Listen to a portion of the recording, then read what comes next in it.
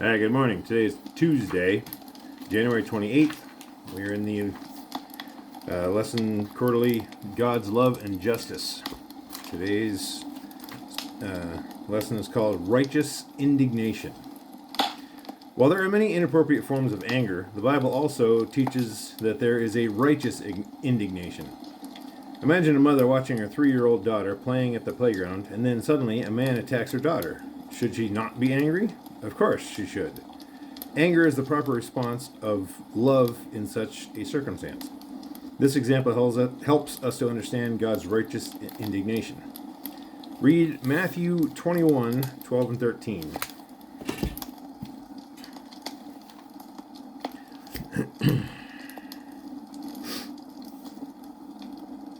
Then Jesus went into the temple of God and drove out all those who bought and sold in the temple, and overturned the tables of money changers and the seats of those who sold doves.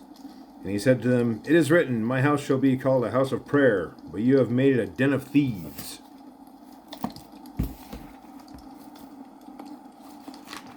And John 2, 14 and 15.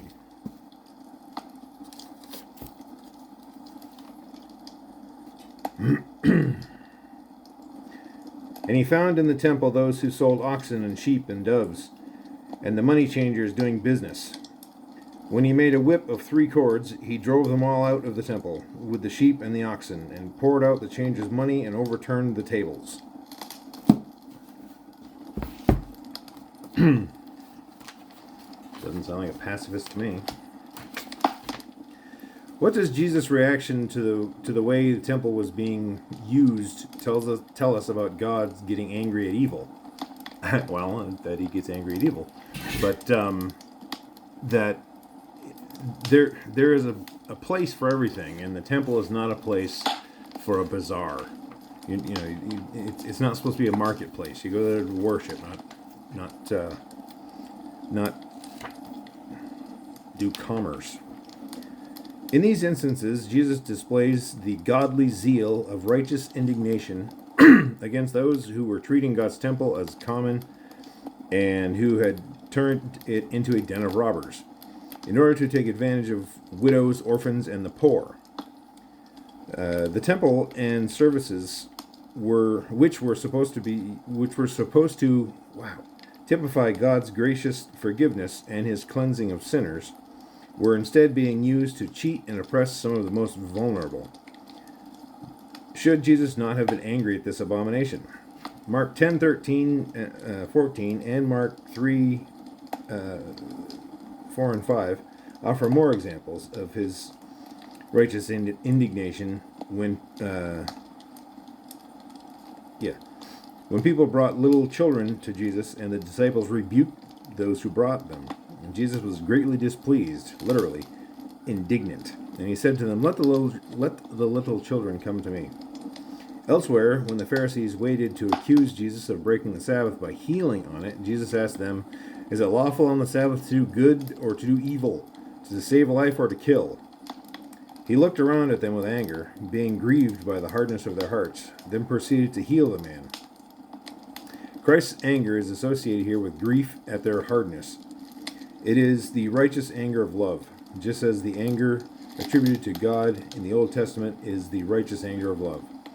How could love not be upset by evil, especially when evil hurts the objects of that love? Discussion question.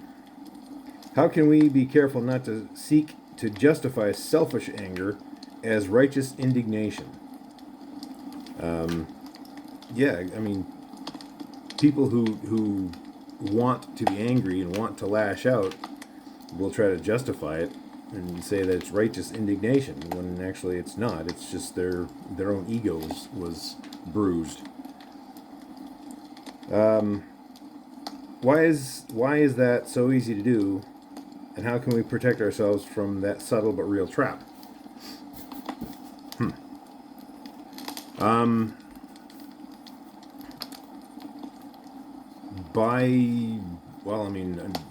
I don't know. What do you guys think?